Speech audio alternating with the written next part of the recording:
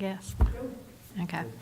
At this time, I'd like to call the January 4th, 2022 Davie County Board of Education regular meeting. I'd like to return us back into open session. At this time, first item on the agenda will be the invocation, if you'll join me in that. Dear Lord, we come before you this evening, and thanks for all your many blessings. Thank you for all you have provided for our school system, including our staff members and students. As we enter into the business of tonight's meeting, we ask that you help us to be wise in our decision-making. We also ask that you remind us of the importance of listening, as so many people have placed their trust in us to do what is right and what is good. We ask that you bless each person who is participating in tonight's meeting. In closing, we ask for your hand of protection and guidance be over us all until we meet again. We ask all of this in your loving and precious name. Amen. Okay, at this time, I'd ask you to join me in the Pledge of Allegiance.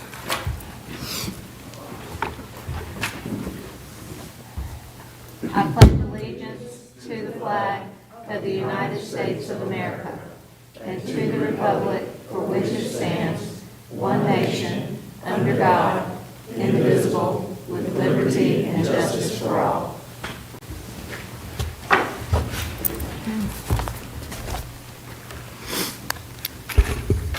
Okay, thank you. Next item on the agenda is to approve the minutes from the December 7th, 2021 Board of Education meeting. I will ask for a motion. Okay, Mr. Carroll, do I have a second? Ms. Webb? All in favor? Okay, motion passes. Okay, at this time, we'd like to go over the important dates, if you'll bear with me. Okay, important dates of note, January 20th, 2022. It's hard for me to get in the habit of saying 2022. Will be end of the first semester, and then we'll be moving into February 1st will be our next Board of Education meeting. February 3rd is the Davie County Schools Spelling Bee. February 7th, the Davie County Board of Commissioners will be meeting. Just a couple dates to mention for the upcoming school calendar for January and February. January 17th will be a holiday, Dr. Martin Luther King Jr. holiday. January 21st through 24th, required professional days, and then February 15th will be early release. And then we have some additional dates for the early college. January 3rd, which was yesterday, is a required professional day. January 17th, again, Martin Luther King Jr. holiday. February 11th is an optional professional day, and February 15th is early release. I believe, Jenda, do you have the time for the spelling bee? 4 o'clock. 4 o'clock. And it's here in the boardroom? However, we're going to operate it the same way we did last year, where the audience will be in the CDA and auditorium and do picture back. Okay. Okay, the next item on the agenda is going to be the superintendent's report, and I will turn this over to Mr. Wallace for his report. Thank you, Ms. Vice Chair. Good evening, everyone, board, staff, and guests, and those that are attending online and those in the audience. Thank you for being here. Happy New Year to everyone. I hope you had some good quality time with family and time away, and we started the year with a bang. We were all prepared with potential wind the next morning, not much. We didn't think the snow was going to be anywhere near us. So 6 o'clock or 5:30, I'm on the phone, and then things changed, and we lost power. We had, at 6:30 in the morning, I had 5 schools without power. And when you call and get requests from Duke Power and Energy United, they're good folks, but they're going to give you a time that's really far. They said, we may get to it by lunch. So But fortunately, the power did come back on in 2 of those locations, but we did have 3 schools that were down throughout the day, and our final one came on last night about 6. So, and then, of course, we had, up until about 1 o'clock, a day filled with beautiful snow, which was amazing, just amazing. We go from 70 degrees to snow and wind and power outages, and then 2 o'clock that afternoon, beautiful. Sun's out, just beautiful. So, but we hope that's not an indication that we're going to have that many changes throughout the year. Anyway, it was good. It's good to be back. Our leadership team visited a school this afternoon, William R. Davie, and one of the things that Ms. Stevens shared with her staff was how it's always exciting to see kids back in the building, but the kids were excited to be back in the building, and you could see that. So that's a positive thing. Of course, we're beginning another year dealing with this coronavirus pandemic, which is very frustrating. But I will say we'll get through it. We are better today than we were 1 year ago. We've earned some tougher skin, and we've been through the battle. But we will continue to get better, and things are going to get better. So just stay the course, and we'll get there. COVID update as of today, which of course, we returned today. We have 24 active cases, 24 students and 12 staff, 41 students quarantined, and 9 staff members are currently quarantined. You all are aware, I shared with you, and we have now, the information is on our website, that the North Carolina DHHS has issued new quarantine guidelines. Those are in the Strong Schools North Carolina Toolkit, and those were updated on December the 30th, which changes there are some significant changes. And one of the specific changes is with the protocol, the quarantine protocol, which was typically 10 days, if you fit into the protocol, has been reduced to 5. Now, there's some qualifications that go along with that. So I just refer any listener or anyone, staff, in which we've already been working through that, to reference the Strong Schools North Carolina Toolkit. Our nurses have been through that with delicately and diligently today, and we are meeting with our principals on Thursday to talk specifically about that. So again, there are some significant changes there, which we are glad to see that it will hopefully get people back in the building much sooner. I mean, cut the quarantine in half, potentially, if you fit into the certain protocol. I do not have a monthly attendance update. The next PMR, the attendance cycle ends tomorrow, and plus we were out for 2 weeks. But I will give you an update on that at the February board meeting. The virtual school K building committee met again with Fuller Architecture on December the 16th. The committee reviewed the current status and pricing or what estimates, but the committee agreed to move forward with developing construction plans and putting the project out for bid. And because of the delay, we did delay our timeline just a little bit, but we are expecting to get the project out for bid in February. So we're moving forward to see where we are and see where prices land, and then we'll make some decisions. So appreciate that committee, had some good stuff. We just December 31st, just a few days ago, was one of our first sunset dates for some additional funding. And that sunset date was on what's called the GEAR funds. It's the Governor's Emergency Education Relief Fund, GEAR fund. I want to commend Mr. Clay Harris and his team and our administrators and our principals. We encumbered and spent little over $1.2 million. And the majority of that money went for technology, which devices, and some subscriptions that need to come along with those. It went to the Exceptional Children's Program and PPE, personal protective equipment. That was the 3 big chunks. Now, Mr. Harris will do a quarterly update on the budget next month, and he has all that in detail if we need to. But I just wanted you to know, again, I know this is a rhetorical question, so if I gave all of you $1 million and said you got a year to spend it, we might be able to do that, but it's got a lot of restrictions around it. So again, we had to make sure we followed federal guidelines which we've done. And again, I commend Clay and his staff and our principals and others in regarding to meet that and managing that money. and the disbursement, so. And, Madam Vice Chair, that concludes my report for tonight. Thank you, Mr. Wallace. Next item on the agenda is a recognition for Davie County Early College High School, and I'm going to turn it back over to you. I will meet Ms. Lynch at the podium.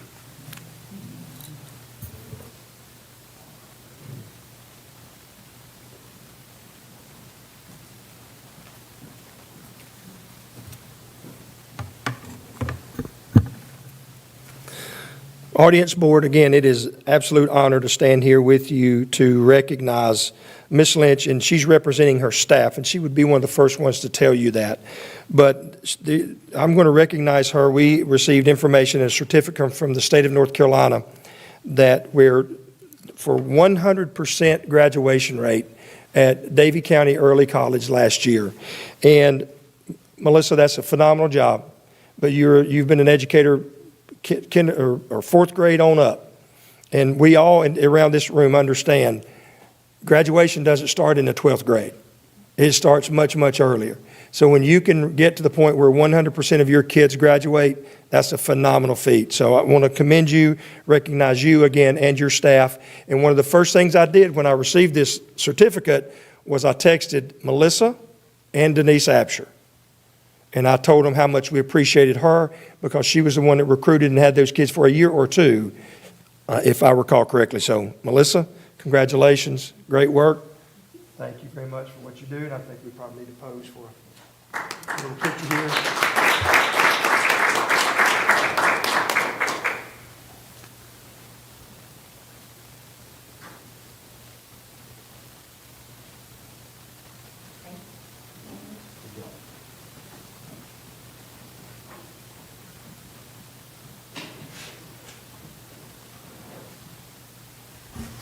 Okay, the next item on the agenda is our consent agenda, and I will need, Vice Chair Horn, if I can Yes. interrupt just briefly. Okay. Just want to remind the board members that you do have an addendum to the personnel packet, so there is a second page now added that you have a hard copy as well as online.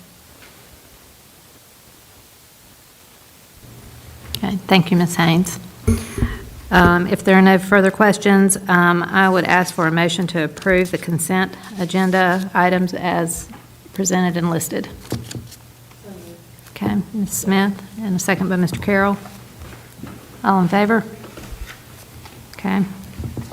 Consent agenda items, motion passes. Okay, the next item on the agenda will be the Human Resources Addendum Amendment of 2021-2022 school calendar, and I will turn that over to Ms. Haynes. Thank you. I will be brief with this calendar amendment. As you all know, we missed school yesterday, ended up having to close school yesterday due to inclement weather, power outages, et cetera. Employees were allowed to work on site if possible where we had power. Also given the option to work remotely if that was a better situation depending on the school, and to make up time if needed. But after thinking about the end of the semester, we're coming to the close of fall semester. Exams are already scheduled. Letters training is already in place. We really cannot make up this day within fall semester to help us with that instructional loss. So the recommendation that we bring to you tonight is to waive this day for students for yesterday, for January 3rd, and leave that on the calendar as an optional teacher workday, which is what we observed yesterday for staff. So I bring that to you as a motion, or as a recommendation, rather. I think that makes a lot of sense in light of the fact that we are in the first semester, and I would move to support her recommendation as stated.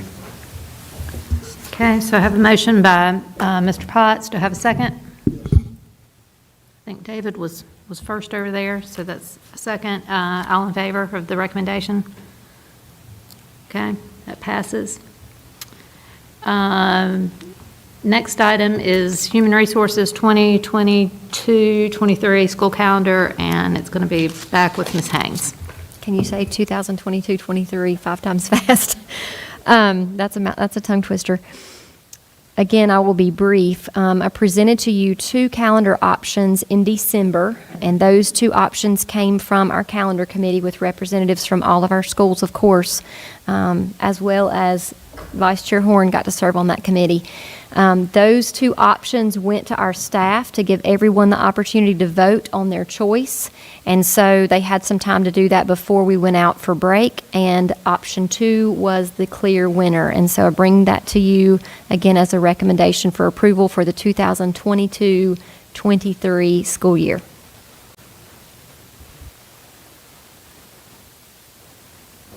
Always subject to change. Okay, I have a motion by Mr. Drexler. Do I have a second? Okay, second by Ms. Webb. As for the vote, all in favor? Okay, motion passes. Okay, the next item will be the 2022 through 2027 interlocal agreement, and Mr. Wallace will present that for us. We put all those dates in there for you to read. Mr. Junker planned this and want to make sure you had all that opportunity to read those. Board, I can't tell you, 28, almost 29 years in public education. And we're presenting to you a new interlocal agreement.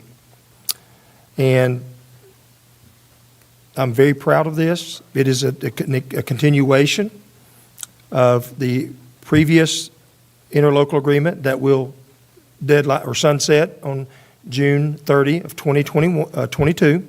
Excuse me, June 30, 22. But this one will take effect July 1, 2022.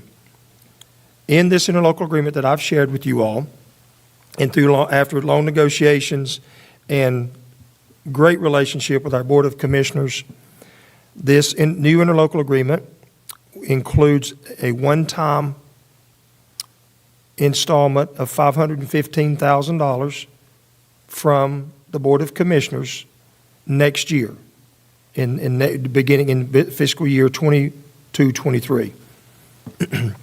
That will allow us to increase teacher supplements. Again, when you can join forces in the entire boards work together in a community, that is vital. It's extremely important, and this is a byproduct of team effort and working together. So I appreciate Wendy and Clint, Mr. James Blakely, Mr. Terry Reniger, David Bone, Robin West, and their staff for the efforts that's been put forward here, and I greatly appreciate the Board of Commissioners.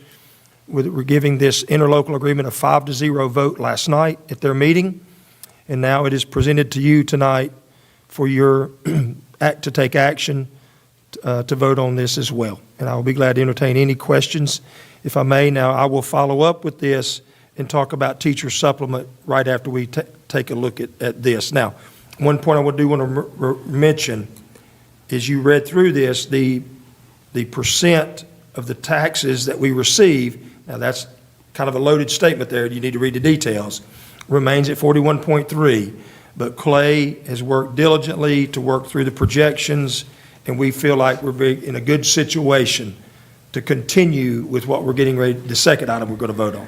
But we feel very good about this, very similar to the last one, with some cleanup of a little bit of language, but I will be glad to entertain any questions.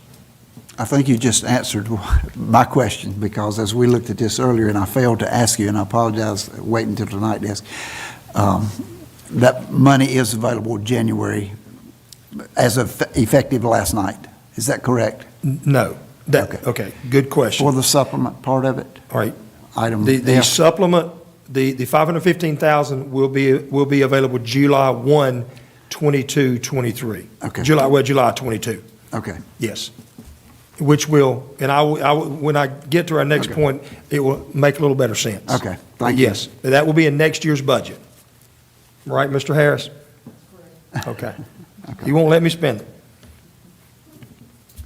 So, Ms. Vice Chair, Madam Vice Chair, I would ask that we, again, take any questions or ask the vote, make a recommendation that we approve the interlocal agreement as presented.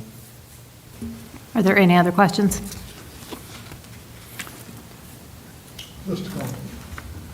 Coleman, received a text this evening from Clint saying that he couldn't be here, but one of the bullet points that he brought out was how fortunate we are to be in a situation where that board, where things hang in the balance often, and this board worked so easily and so well, and it just didn't happen overnight, that it's been nurtured and worked on for a long, long time. Correct. So I'm really, really proud of our staff, the school board staff, willing to participate and then taking the information and presenting it in a just incredibly professional way. I spoke to, who did I speak to about her presentation? She did a really, really good job when she presented her part to the commissioners.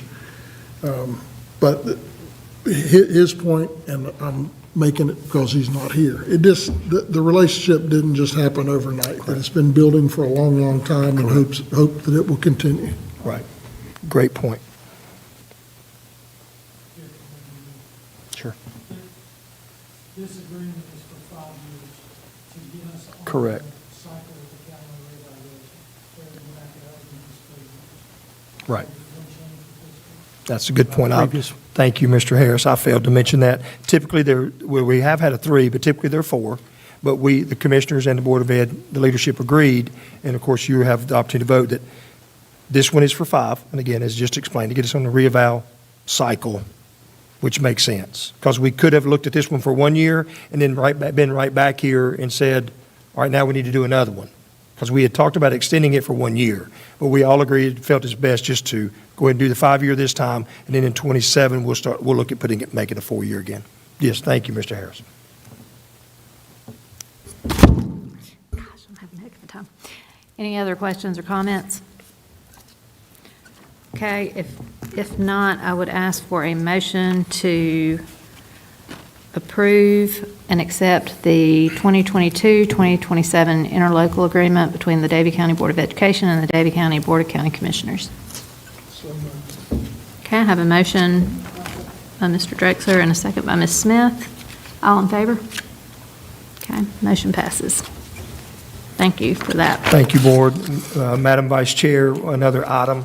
Now that we have secured an installment for next year and funding for the next 5 years, I proudly sit here and tell you that I am proposing to you tonight that we raise the certified staff supplement from 5.5% to 8%, which again is been part of the goal in the negotiations of the interlocal agreement. And I want to commend again, as already been mentioned, that the Board of Commissioners, David Bowen and Robin West and those folks. Now, I'm going to plug David a minute. I went to the Commissioners meeting last night, and Clint was there and Mr. Harris was there. And David told me, he said, you don't have to answer any questions. I just want you to be there. I said, well, I plan to be there. Well, guess what? I got called to the podium. But it was good, and it gave me a opportunity to publicly thank those commissioners. But we did answer some questions. But what I want you to know, too, is that's the type of relationship we have. And that is critical, that we continue to maintain that type of relationship. Now, I do look out in the audience, and I don't see David Bowen anywhere. So I'm going to ask him when he's coming. So, but either way, no, I'm just joking around. But it was good. So I am asking you tonight I'm presenting to you that we increase certified salary supplement from the current 5.5% to 8%. Now, we have talked about this often. We have presented this information in budget work sessions to the county commissioners. We have continued to say we have to attract quality people. And this moving to 8% will separate us to some degree from our neighbors, except for our neighbor in Forsyth County, which we understand that. That's a much different system that we can't compete with because of the tax base, and we understand that. But this separates us from a Rowan, a Davidson, an Iredell, and gets us closer to a Forsyth. Now, I want to make this very clear, too. This moving from the proposal to move from 5.5 to 8 has nothing to do with the additional teacher supplement that's in the state budget. So this increase will be alongside the $1,487 that each certified staff member will receive. Yes, sir. That is, well, no, that is for two, that is in the state budget. That is in the state budget for 2 years, yes, which we're in the process of paying that out. We're still waiting on clarification. Now, to Mr. Potts' point, I'm asking this board tonight to make this supplement increase effective January the 1st, 3 days ago. We are able to pay our teachers for the remaining 5 months on the 8% supplement from the current budget we have. So in the future, that will not be paid out until June. That's when the other portion of our supplement is paid. We pay one in December and one in June. So we want to enact this 8%. So in other words, if a teacher makes $4,000 a month, it will be multiplied times 8% starting in January versus 5.5% through June. And then we pick up with the next budget, which the $515,000 will be installed. And then the 41.3 will support this moving forward for the life of this interlocal agreement. If we get a motion on the floor and pass that, as I'm anticipating that we will in a few minutes, is this money, does the money require that one had to be employed on or before January 1st, or can we pay a supplement? If you hired someone today, Ms. Haynes hired them today, is that supplement applicable? If approved tonight, our supplement moves to 8%. Okay. Yes, sir. And we will have some people to hire. And so in other words, the people on the personnel report that will start in a few days, in a few weeks, in a month, they will receive the 8%. That is correct. But that would be prorated based Prorate, upon their okay. employment. Yes, Their yes. Yeah. The percent employed for the school year. Yes. Is there any issue with the money source now until that starts for, you've already calculated for through the end of school, June? How about summer month paid staff? Remember, I go to Clay and I say, how good do you feel, or how comfortable are you? So I gauge him. And I had to get to the good level before he would say yes. So I'm very confident the money's there, sir. Yes, sir. Excuse me. I think it's important for the people listening in, the parents and our community, to understand that this is not a boondoggle, that, we're just throwing money out there for the teachers and so forth, that this only makes us competitive. And it's the kind of thing every business has to be aware of, Are we paying the people that work for us a wage which will motivate them to stay? And as we know, you don't go into teaching just because of the pay, but it's part of one of the considerations that you have to have. Thank you.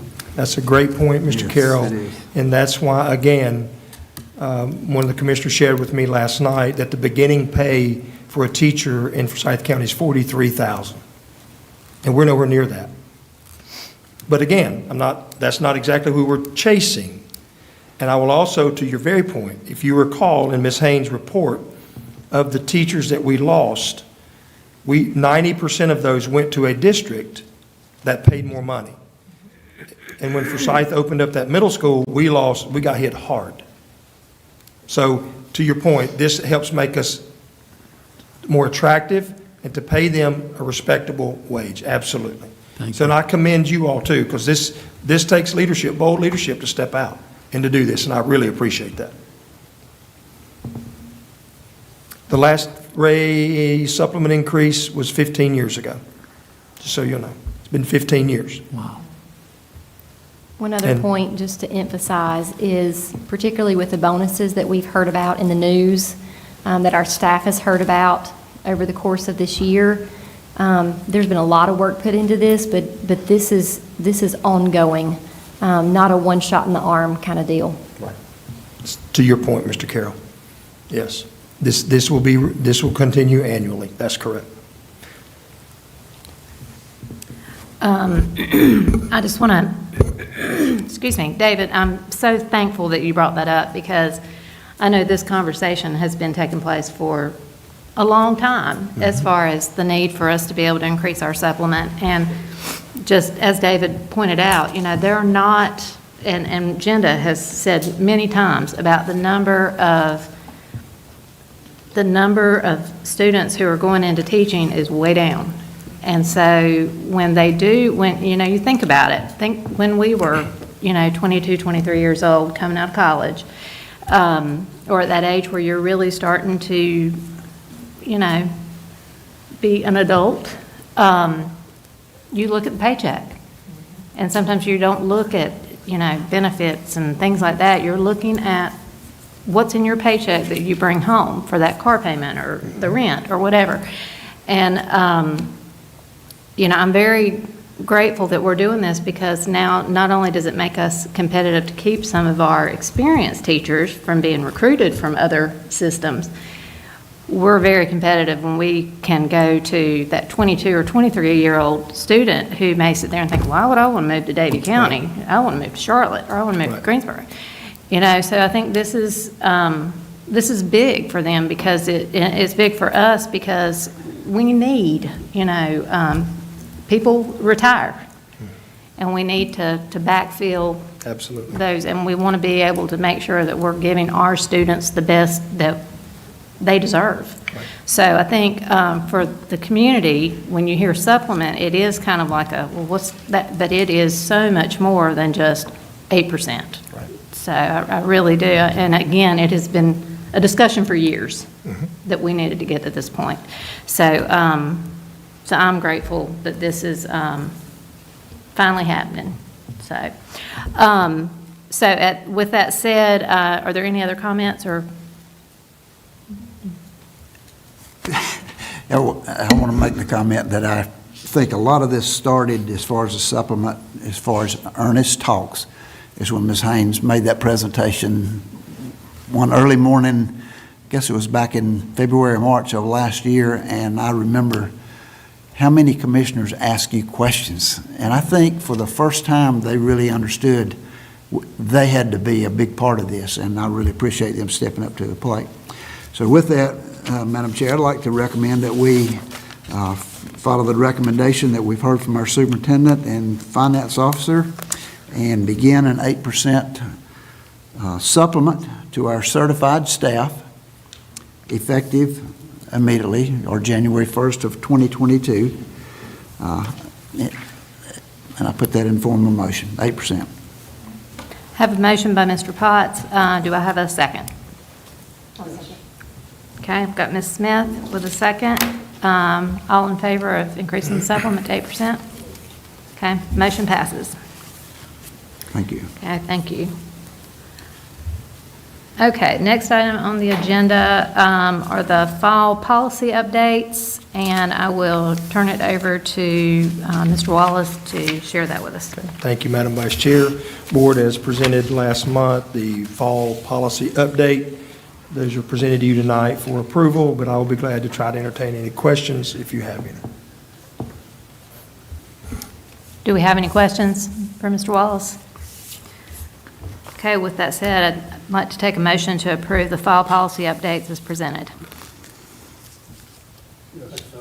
Okay, I have a motion by Mr. Carroll and a second by Mr. Drexler. All in favor? Okay, motion passes. Next item on the agenda is Cornetzer Elementary School roofing contract, and we are going to have Mr. Clay Harris present that to us tonight. All right. This year, the staff recommended that we replace the rubber roof at Cornetzer Elementary School. It's been there about 21 years. So we contracted with Wolf Trail Engineering to do our drawings, do our bid documents, and the project inspection. The mandatory bid meeting was held on December 1st at 11 o'clock. 6 roofing contractors were invited to bid. BIRS Roofing, Allied Roofing, Davie Roofing, Conover Roofing, Nations Roofing, and WeatherGuard Roofing. 4 of them attended the pre-bid meeting, and then the bid opening was at the maintenance office, and then the bid tab was included in your documentation as well. We only had 3 bids. Our recommendation is to go with Nations Roofing for $342,000. Thank you, Mr. Harris. Are there any questions? Okay, if not, I ask for a motion to approve that recommendation for roofing at Cornetzer Elementary School. Yes. Okay, Mr. Drexler, do I have a second? Okay, Mr. Carroll, all in favor? Okay, motion passes. Thank you, Clay. Next item on the agenda. When does the project, do you know when the project is expected to begin? When Mr. Spielman spoke to them, as you can imagine, supply is pretty tough right now. Once they're waiting to hear from this, so they can go ahead and start securing it. It will have to wait until after we get out of the winter months because of being dry. I need to be a little bit drier, be too wet. I'm gonna guess he's probably looking at an April timeframe would be my guess. I don't know that for sure. I know it's in the March, April timeframe. I'm sorry, what was that? I'm sorry, I should have asked it a different way. My question is not when will it start, it is, I should have said, that is a project that can take place while students are in the building, that does not have to wait till summer, correct? That's correct.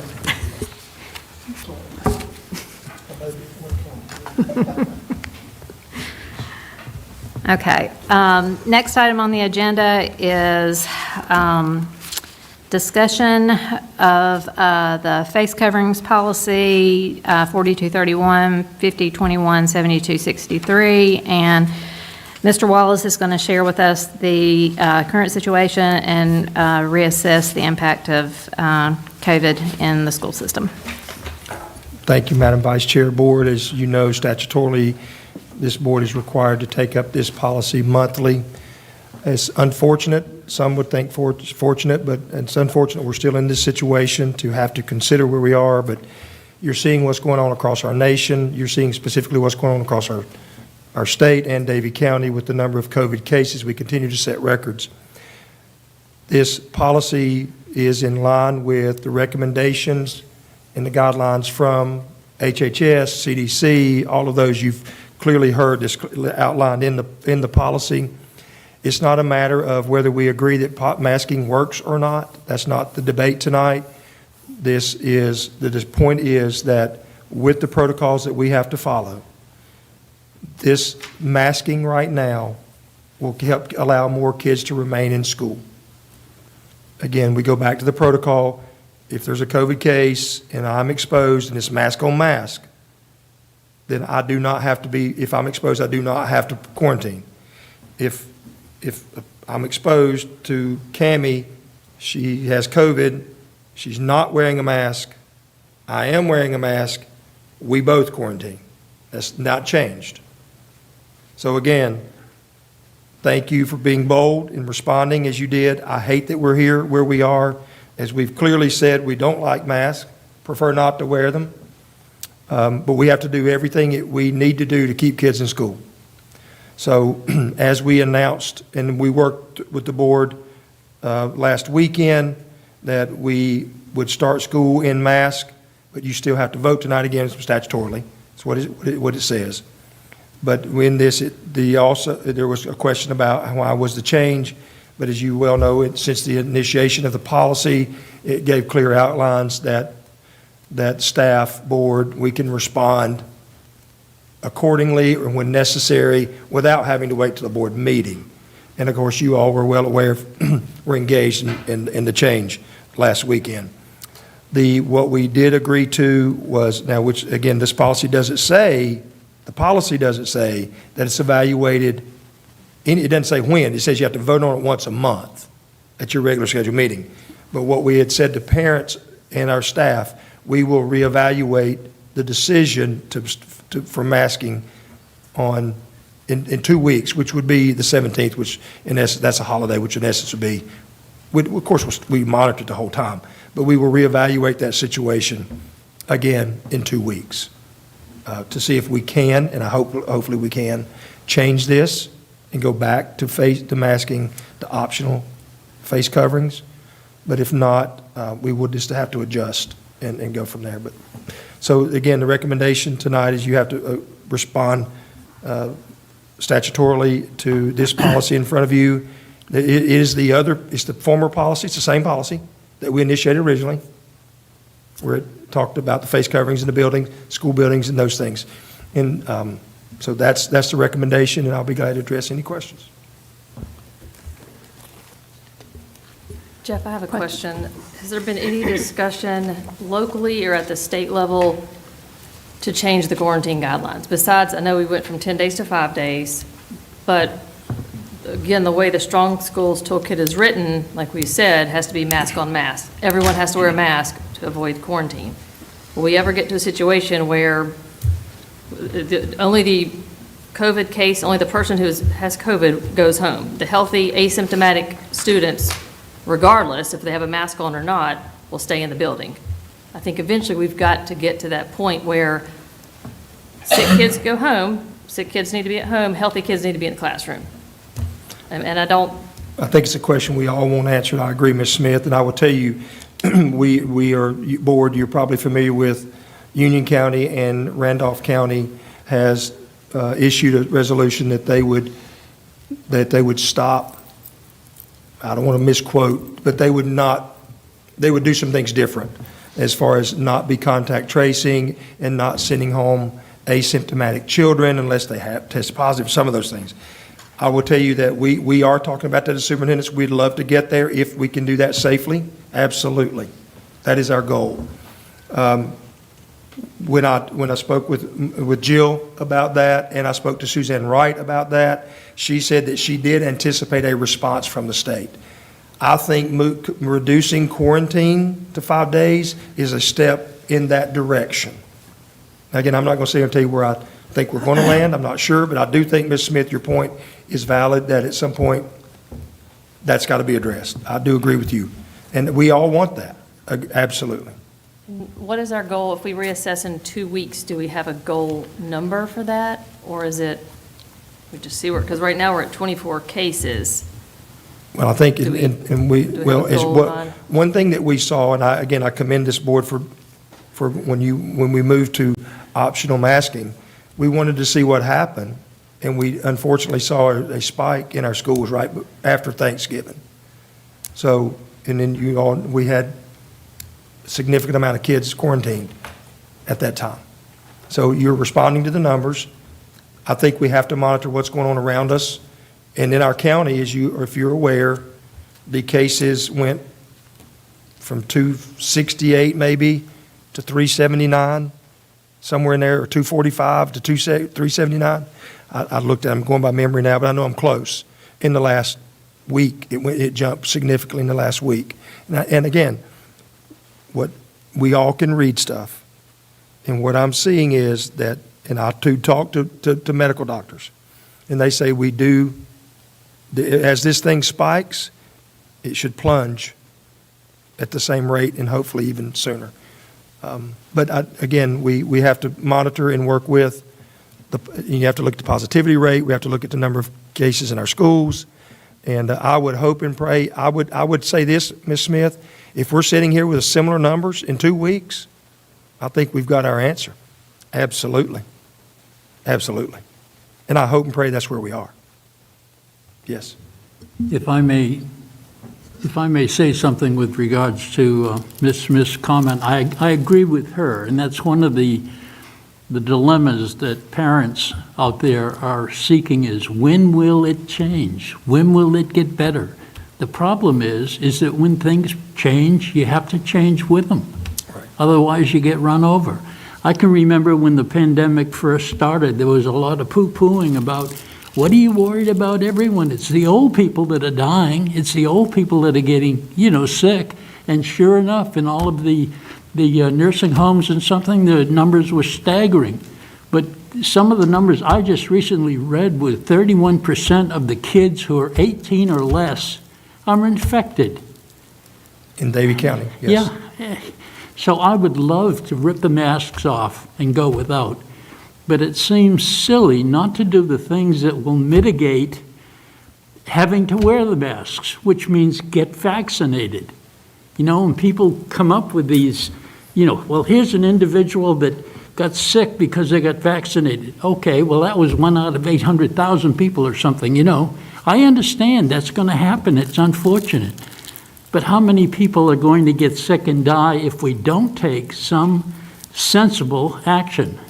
And I admire this board because that's exactly what you've done. You've tried to, you know, make judicious decisions based on what we know, not on what we'd like to know. Thank you. My concern is we got to vote every month. I believe, if I counted correctly, we're in school 17 days between now and the time that this board will have to vote again. I think that whether I like to wear a mask or not, the mitigating factor that David just mentioned is reason enough for me to say it's good for our students, and that's what we're all about, is doing what's best for students. So I would like to see us not limit ourselves to 2 weeks, which also puts our superintendent out there on a limb by himself. And you may recall when we switched one time, Mr. Wallace, I don't remember exactly when it was, maybe September or October, all of a sudden our emails were blowing up with, how does he have the authority to make the decision? Or are y'all meeting behind closed doors and not being public and transparent? And which all of those were answerable.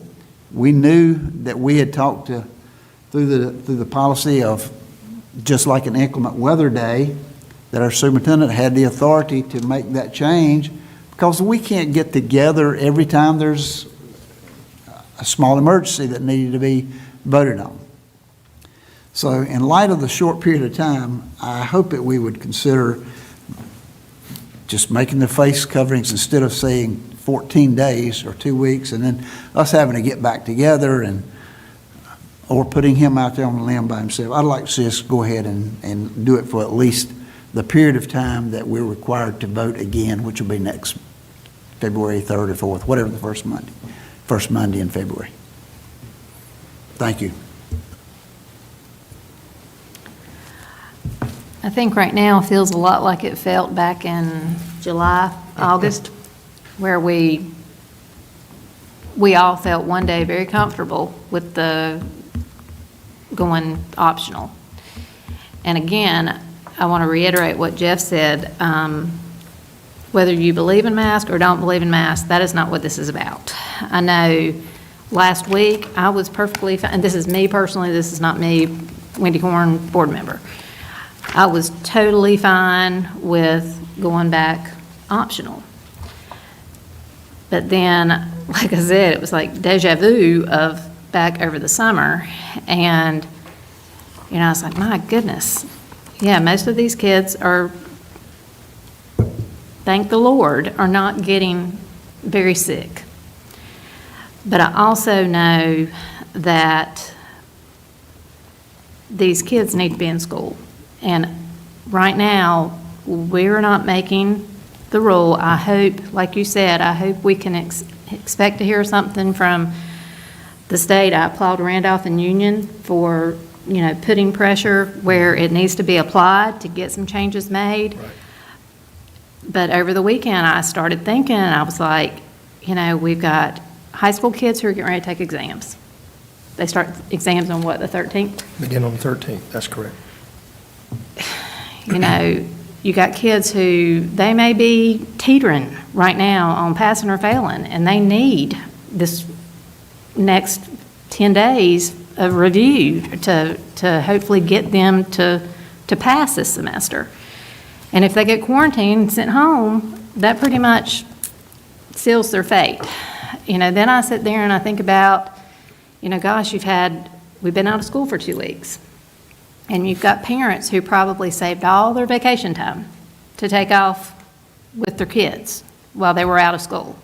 Well, now we're going back and you're you've got kids who, because of the numbers and because of how the quarantine guidelines are, we're going to turn around and tell somebody with, a couple elementary school students that, okay, now, thank goodness it's not 10 days, it's 5 days, but good luck finding somebody to take care of your kid. Because they don't have vacation time and they're not a stay-at-home parent. So in my mind, this is not about a mask. I mean, I get it is about how can we help kids stay in school, and for families who don't have the luxury of having somebody they can call on to provide childcare when their kids are too young to be at home by themselves. I just felt like it was the writing on the wall. So no, I don't, and I do hope sooner versus later we can go back to optional. I want to do it as quickly as possible. But based on some of those reasonings, I do feel like right now the right decision is the face coverings, as much as I don't like it. But I do think the kids need to stay in school. And we have to make tough decisions to help them be as successful as they can be. So with that said, do I need a motion to approve this? I know Mr. Potts has suggested Bob could make his as a motion, and then you can start with that. Okay, do we want to have any discussion about? You could make your suggestion as a motion, and then you would have that on the floor to vote on. Do we want to have any discussion about, before we take that vote? No, you want to have the motion, then the discussion. So Doug should make that as a motion, Okay, and then someone should second, and then you have discussion, and then you vote. okay. Then with that said, I will take a motion.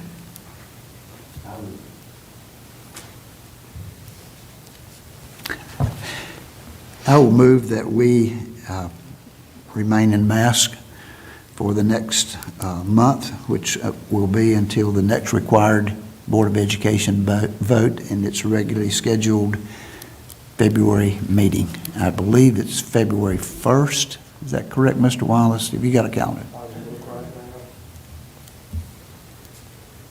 And that would be at all schools. At all Sorry. schools. February 1st is, that'll be Tuesday, February 1st is our next Board of Education meeting.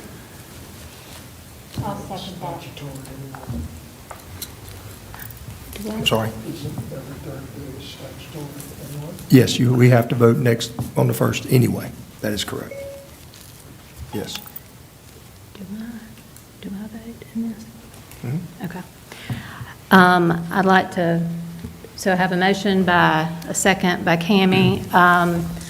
All in favor of extending? Discussion. Oh, do we have any discussion? I'm sorry. Okay, y'all probably just heard me. I just asked Jeff if I have to vote.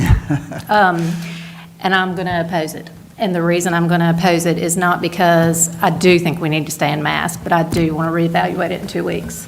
Just because I feel like that's what, even though the last minute decision was made over the weekend, I think we communicated in a couple weeks, and I want to stick to that. So, just giving you a heads up. I'd like to address that, please. Okay. Just as we've been overwhelmed with emails, pro and for and against, it's overwhelming to us. Right. As you all know, I've recently had some medical issues. I've been in the hospital a couple of times, and I've watched an overtaxed medical system. It's not just about our kids, it's about our community as a whole. We owe it to our medical professionals to keep everyone as safe as possible. So as we're having a surge, we need to be proactive. And we're the largest employer in Davie County. We're the ones who are going to be spreading it the most. So that's why I would support what Doug. I don't like masks either. I know. I'm not a mask fan, but I understand that we can't overtax our system. Sure. Just as we don't want to be that way. And I don't disagree with you, and And for me, the reason I am, and it's not that I don't agree with you, that's why I'm thankful that we're having discussion, because I think people need to hear this. It's just, for me, I just feel like that's, when I agreed to it, that's what I went into it, feeling that we would reevaluate, and that's just where I want to stay. And and whatever happens, I'm going to be comfortable, because I know, regardless, at least for the next 2 weeks, I feel like we're having more kids in school than getting quarantined in the next couple days. So, Mrs. Horn, yes. I agree with you, but at the same time, I'm in total agreement with Mrs. Webb and Mr. Pott. I will say this. The good news of all of this is that the deaths for those that are vaccinated, and certainly those that are vaccinated and have booster shots, is almost non-existent, really, when you look at the figures. There are people that are immunized, what is it called? The word I'm looking for. But they're weaker because of their system and what they're going through and what they're subjected to. And they are going to have more difficulty. But I think by giving it 2 weeks, we're going to come back and we're going to take a look at the figures and we're going to set a vote. And I don't think it matters whether we come back again or at the end of the month. If we're going to come back, we're going to see it the way it is. And hopefully we'll be able to go to optional. If the figures don't change or we feel otherwise, then fine, we'll go till February 1st. But I think taking the short stroke and getting through the exams makes sense, and then we come back. Is it extra duty on our part? Yes, so what? It's no big deal. Let me make it perfectly clear that I'm not stating in the motion that we cannot reevaluate beforehand. However, it doesn't make sense to me to limit your time when we always got that option, But I think it does keep our transparency out there, and I think it does make common sense that in 2 weeks, 14 days from today, we hope the numbers are changed. But if they're not, then now, if we pass this and we don't vote again until our next scheduled meeting, then we don't have a reason to get together to discuss it, because we all know what the answer is. We've already made the decision to wear them for the next month. So, anyway, just want to be clear. Okay, if I can ask Mr. Potts a question, and I appreciate what you just said, but then what are you saying as far as what do we look at the end of the 2 weeks? Is it if infections are less than 5% overboard, over the, Yeah, I'm not the expert on that, but I would say it wouldn't be any different than what we've done in the past. What authority that we've delegated to our superintendent in terms of making a decision after looking at those indicators, that won't change. Okay, so what we're saying is we'll let the superintendent decide, given the guidelines he has, which I think were the 5% infection rate, whether or not we should meet. Is that what you're agreeing to? Because I can go along with the whole month, if that's what you're saying. Yeah, I can buy into that. Yeah, I don't think we're really, I think the 5% was really more based on per school, because we didn't want to have to put everybody in one big lump. So the 5% sort of helped us handle it school by school when we were optional. So I don't know that we want to get into I don't think for me personally, a figure is not what I'm looking for. I think there is I will get beat up for this. There is a feeling you have that, not saying that I know more than a medical doctor, but back when we went optional, I think we can all sit here and say, at the time, we felt like that was the right decision. And a few days later, we did not feel as certain. We didn't. ill, we looked at numbers. Well, It was a quantitative thing. I get that, Kim. There's no feeling there. I get that, but for me, yes, there was a gut feeling to some degree. So anyhow, I am not dismissing the fact that, yes, the medical community is, I can't even imagine what they've been through. And I do think, we listen, but we try to listen to, everybody and let everybody have a say. So, I don't think that, if we. I just feel like I want us to do what we said we were going to do when we. Well, if we made the consider decision this past weekend, we made a change. Right, Effectively. yep, We didn't have to get together to do it. exactly. And I think that's why I'm saying, what would be the difference in going ahead and doing it in 2 weeks?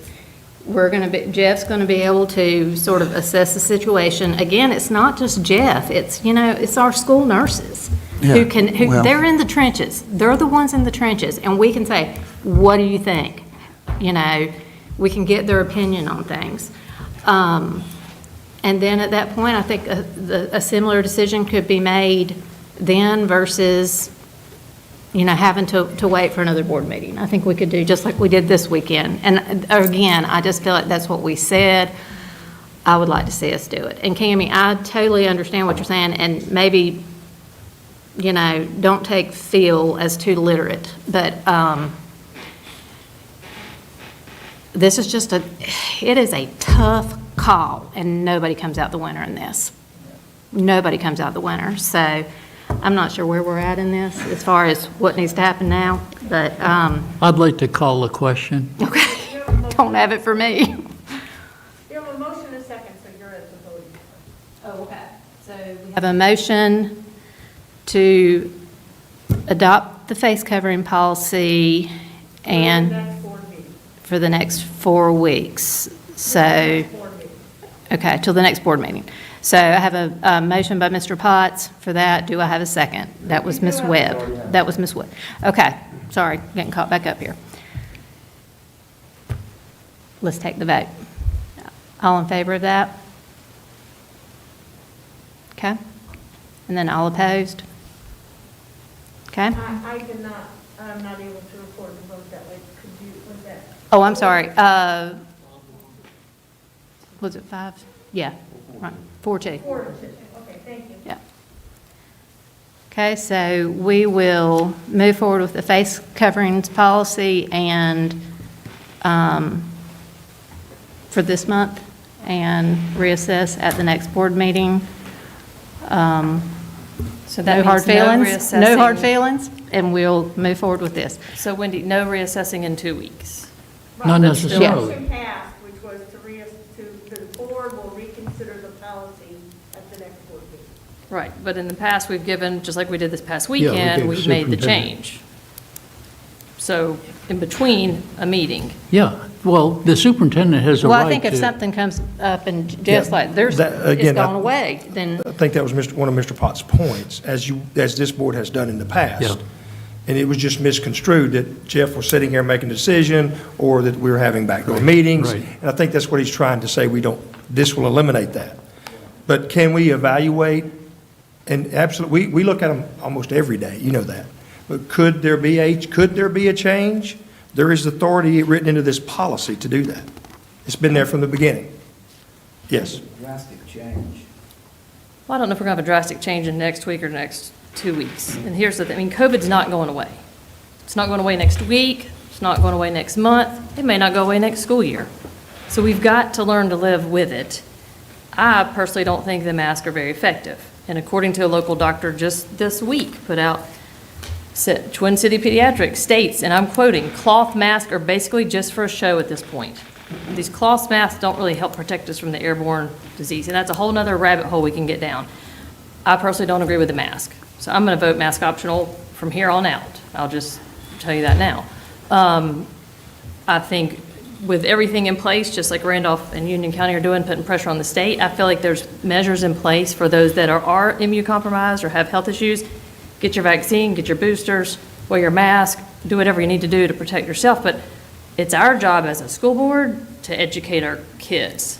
And I And feel like our we're kind of parents. getting out of our lane. We got to educate our kids, we got to keep them in the classroom. So I just hope we can just reassess it and just continue to watch it like we have been. So that takes care of that. Sorry that I sort of got confused there. I appreciate this board being able to have this conversation. So I think it was done very respectfully, and I hope people can see that we don't. Can we continue a point that Ms. Smith brought up, which I think is extremely valid? Everything she's saying about cloth masks is true. And if you look, as you get into a situation, you learn more and more, you get better at it, and hopefully you get smarter about it.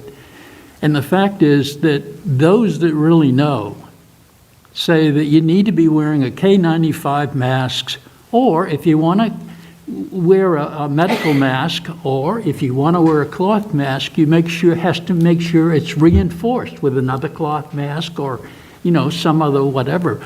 But I think we owe, or someone owes the public, although it's available in print and on the internet and through your doctor, what it is that makes a good mask.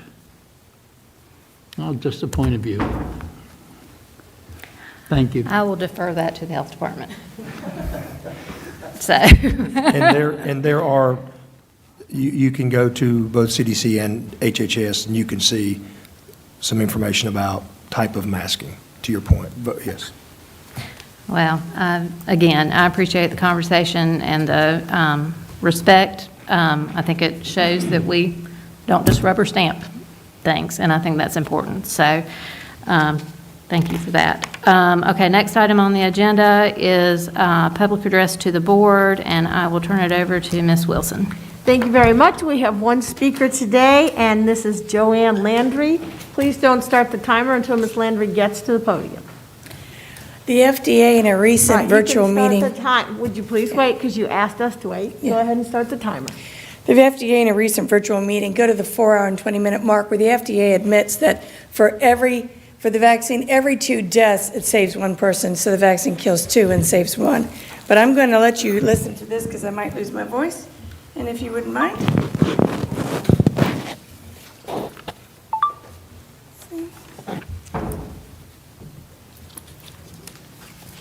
Good evening. I have previously given information about mask wearing and vaccination indoctrination. The money accepted for the public health liaison contractually commits you to following the CDC recommendations by way of a contract. The CDC is not elected and has no legal right to enact or enforce laws. Yet by the condition of the contract signed by the Davie County Health Department, you are now being instructed to follow the CDC and push the following agendas as of December 17, 2021. Promote COVID-19 vaccination. You are to be consistent and correct use of masks by people who are not fully vaccinated. Physical distancing among people who are not fully vaccinated. These are discriminatory practices. The CDC even provides you with the link to the Rockefeller Foundation COVID-19 testing in K through 12 settings. It's called a playbook for educators and leaders, also in cooperation with the Skoll Foundation, which is another socialist philanthropist billionaire putting money to the cause. Now, speaking of socialism, Marxism, tracing critical race theory back to its genesis reveals a revolutionary bent. Brazilian socialist educator Paulo Freire, author of A Pedagogy of the Oppressed, which is one of the most frequently assigned texts in philosophy educational courses today in the United States. Peter McLaren, a leading Marxist pedagogue, correctly writes how Paulo's life and work remains deeply relevant today and claims Paulo Freire a fellow Marxist. Paulo also believed in radical Christian liberation theology. Marxism is a step away from communism, which is in direct conflict with the Constitution of the United States. Yet you as board members do not defend our constitutional rights, but rather support Marxist teaching to influence our children to turn the United States into the next communist regime, all because you're getting money thrown at you. CRT can influence every decision within schools, their curricular, the behavior policies, instructional practices, and the like. And many schools have replaced traditional discipline with restorative justice, resulting in an uptick in classroom disruptions and bullying. Recently, the nation's largest teachers union, the National Education Association, which donates predominantly to Democrats, 95.17% versus 2.21% to Republicans, this year alone giving $3.2 million to Democrats and $120,000 to Republicans, approved funding to advance CRT-inspired curricula across school districts in all 50 states. And Kimberly Crenshaw, who is credited as a founder of CRT, she states that CRT's roots are a mix of neo-Marxism, postmodernism, liberal integrationalism, radical feminism, leftist black nationalism, and the like. And she praises the spread and influence of the theory, boasting that she has sat through plenty professional development seminars that borrowed language from CRT, even if the session isn't explicitly defined as critical race theory. This is according to an article by Casey Harper. In 2016, under the Obama administration, the federal government awarded its first 5-year grant of $1,116,895,000 to North Carolina Central University for training college students in critical race theory. The program, the Research Institute Scholar of Equity, or RISE, promises to produce scholars who value and advance equity as a part of the program. These RISE students are trained to use critical race theory as a means of evaluating teachers' quality. And while some of the students will likely go on to be teachers, the program also puts an emphasis on training students with research careers that will inform policy practices in education and on a broader scale help propel critical race theory conversations nationwide.